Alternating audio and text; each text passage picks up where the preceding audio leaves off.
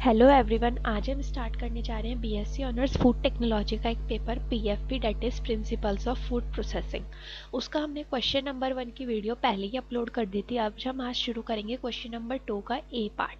Okay, so let's start. My name is Yashi Goyal and I am currently pursuing BSc honours food technology from Delhi university. Okay, इसका A part क्या है? Discuss the main objective of an efficient material handling system, list the major types of material handling equipment used in food industry and give their applications. So let's proceed to its solution. Okay, so let's proceed to its solution. अब इसको आप अपने हिसाब से modify कर सकते हैं जैसे भी आपका कन्वीनियंस हो। इसमें आपको मेन पॉइंटर्स मिलेंगे इस सॉल्यूशन में। ओके, सबसे पहले हमें इसमें क्या बताना था? Objectives of an efficient material handling system. Okay, अब मटेरियल हैंडलिंग सिस्टम जब एफिशिएंट होगा उसके लिए क्या क्या ऑब्जेक्टिव्स हो सकते हैं, राइट? एफिशिएंसी कैसे होगी? मतलब वो एक परफेक्टली बैलेंस्ड हो या फिर वो एक परफेक्टली आउटपुट दे पाए। ठीक है, तो हम पहले इसके ऑब्जेक्टिव्स की बात करते हैं। Efficient material handling system ensures smooth movement, storage, control and protection of materials through out the production process. Okay, सारे मूवमेंट इसमें इंक्लूड होंगे कि मतलब स्टोरेज भी अच्छे से हो पाए, कंट्रोल भी हो और प्रोटेक्शन भी हो पाए मटेरियल्स की। ठीक है, अब हम इसके मेन ऑब्जेक्टिव्स की बात करते हैं।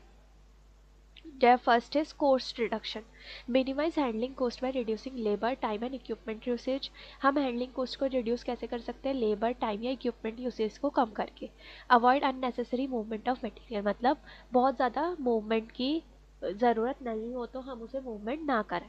ठीक है, second is your improve productivity, means faster movement of material increase overall production efficiency. अगर जो हमारा मटेरियल मूव हो रहा है उसकी फास्टर मूवमेंट होगी तो उससे क्या होगा? प्रोडक्शन एफिशिएंसी बहुत अच्छी हो पाएगी और उससे क्या होगा? प्रोसेसिंग में डिले कम होंगे। ठीक है, third is your better space utilisation, मतलब एक छोटी सी स्पेस को हम बहुत ज़्यादा अच्छे से यूज़ कर पाए। जैसे कि हमने बकेट एलिवेटर के केस में देखा था कि हम उसमें वर्टिकली उसको अरेंज करते हैं उस इक्विपमेंट को तो बहुत ज़्यादा स्पेस ऑक्यूपाइड नहीं होती है। Okay, fourth is safety of workers and materials, prevents accident and injuries. अगर एक्सीडेंट और इंजरीज नहीं होंगे तो भी हम अच्छे से मटेरियल हैंडलिंग सिस्टम को थ्रू आउट द अच्छे से वर्क कर पाएगा वो। Reduce damage to raw materials and finish products, मतलब जो रॉ मटेरियल्स हैं उनका डैमेज भी रिड्यूस होए और फिनिश प्रोडक्ट्स भी मतलब उनको भी कम डैमेज होए। reduce material damage, that is similar to previous point. proper handling prevents spoilage, breakage और contamination, मतलब ये सारा कुछ भी नहीं होना चाहिए तभी तो हमारा जो प्रोडक्शन होगा वो बहुत अच्छा होगा।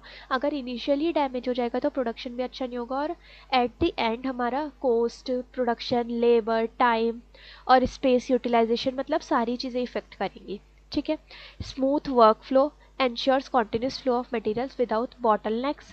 Inventory control helps in tracking materials and reducing excess stock or shortages, मतलब अच्छे से ट्रैकिंग हो पाए कि मतलब ना बहुत ज़्यादा एक्सेस में हो स्टॉक और ना ही बहुत ज़्यादा शॉर्टेज हो।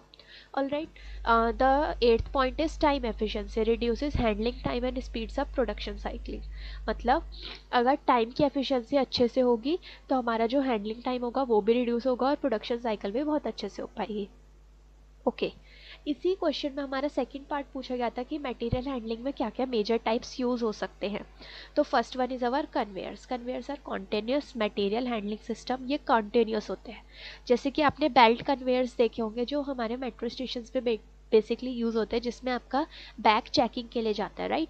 वो कॉन्टिन्यूसली अरेंज होती है, उसमें जो प्लेट्स होती हैं, use to transport material from one point to another in a fix path. Okay, they are widely used in food processing industries because they reduce manual labor reduce हो जाता है, right?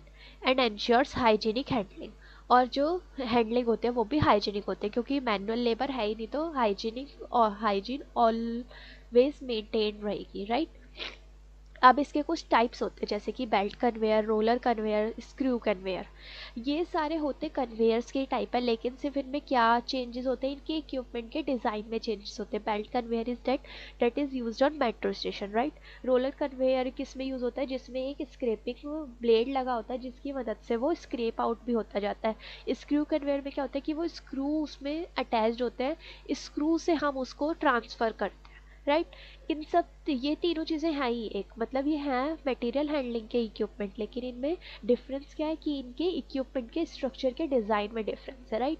अब वर्किंग क्या है, materials are placed on a moving belt और rotating rollers screw, right. जैसे कि आपने मेट्रो स्टेशन पे भी देखा है कि बैग कैसे उस मूविंग बेल्ट के थ्रू पास आउट होते हैं, राइट। अब इसके कुछ एप्लीकेशंस है, transporting fruits and vegetable for sorting and grading, ये फ्रूट्स और वेजिटेबल को सॉर्ट और ग्रेड करने के लिए भी यूज़ होता है। Moving bakery items, package foods and bottled beverages, bakery items, package foods या फिर बॉटल्ड बेवरेजेस को भी ये मूव कराने में यूज़ होता है। ये पाउडर्स को भी यूज़ कराने में यूज़ होता है, जैसे फ्लावर एंड शुगर। और पाउडर्स को यूज़ करने के लिए सबसे मेन ज़रूरी होता है आपका स्क्रू कन्वेयर, ये मेनली फॉर पाउडर्स यूज़ होता है, ठीक है। Second is our cranes and hoist, these are lifting device use to move heavy loads vertically and horizontally within a limited area. अब आप देखेंगे कि इन सब का ना काम एक ही है कि ये मटेरियल हैंडल कर रहे हैं, लेकिन इनके स्ट्रक्चर के डिज़ाइन अलग है, इनकी एप्लीकेशंस अलग है, इस वजह से ये अलग अलग टाइप्स में डिफ्रेंशिएटेड है। ओके, इसका वर्किंग क्या है, ये रोप्स का यूज़ करता है, चेन्स का या फिर हाइड्रोलिक सिस्टम्स का यूज़ करता है। टाइप्स क्या क्या हो सकते हैं, ओवरहेड क्रेन्स हो सकते हैं, जिप क्रेन्स हो सकते हैं और चेन हॉइस्ट हो सकते हैं।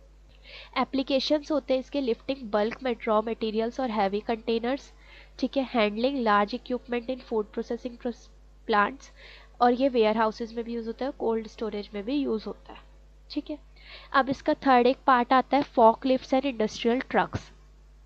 ये मोबाइल इक्विपमेंट होता है, मतलब use for transporting material over short distance, थोड़े कम डिस्टेंस के लिए हम इनका यूज़ करते हैं। इनकी वर्किंग कैसे होती है, मैनुअली भी होती है या फिर बैटरी या डीजल के बेसिस पे भी होती है, ठीक है। Equip with forks to lift pallets, ये फॉक्स से इक्विप्ड होते हैं जिससे कि पैलेट्स को वो लिफ्ट करने में ईजिली हो पाए।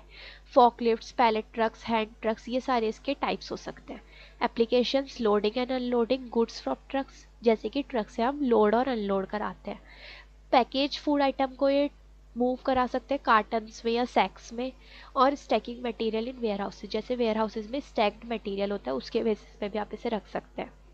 Fourth is your elevators, bucket elevator, जो हमने पीछे भी पढ़ा था कि एक वर्टिकल कन्वेइंग सिस्टम होता है, ये बात मैंने आपको पहले भी बताई थी, बल्क मटेरियल्स को हायर लेवल्स पे ले जाता है। इसमें बकेट्स अरेंज होते हैं पूरे में ऊपर से लेके नीचे तक, और जिसकी वजह से कोई भी ग्रेन्स या फिर और भी जितना भी आपका प्रोडक्ट है वो ऊपर आराम से जाता है और फिर वो दूसरी जगह ट्रांसपोर्ट हो जाता है, right. It is mainly used for grains, pulses and flower vertically. Make sure you understand the term vertically. Bucket elevators always vertically move करते हैं, okay? Used in flour mills, grain storage units and feed industries.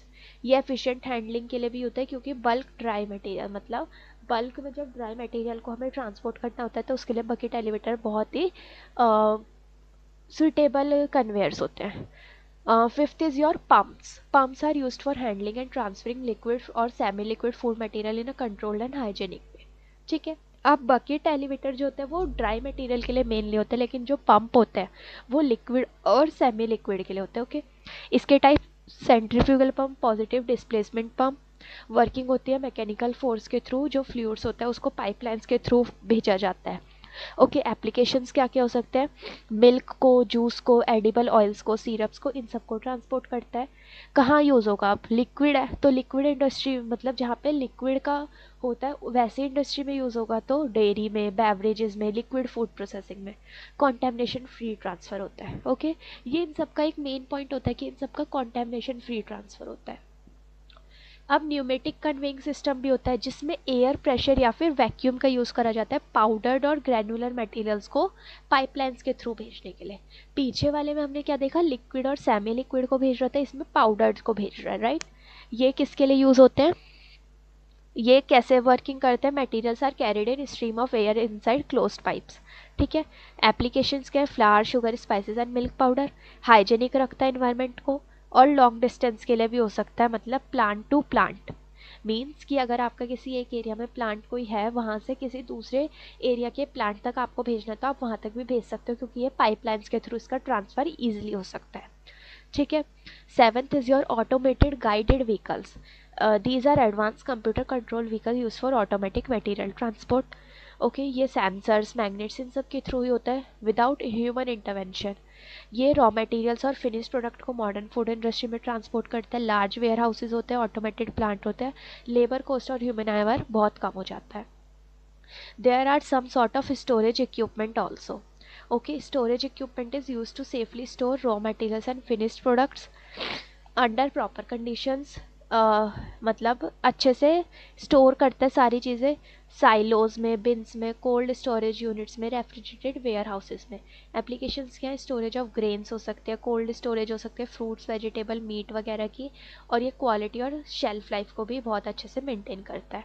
आप इसमें last में थोड़ा सा ऐसे भी लिख सकते हैं कि ये बहुत अच्छा क्रूशियल रोल प्ले करते हैं किसमें, एफिशिएंसी में, hygienic and safe movement of materials में.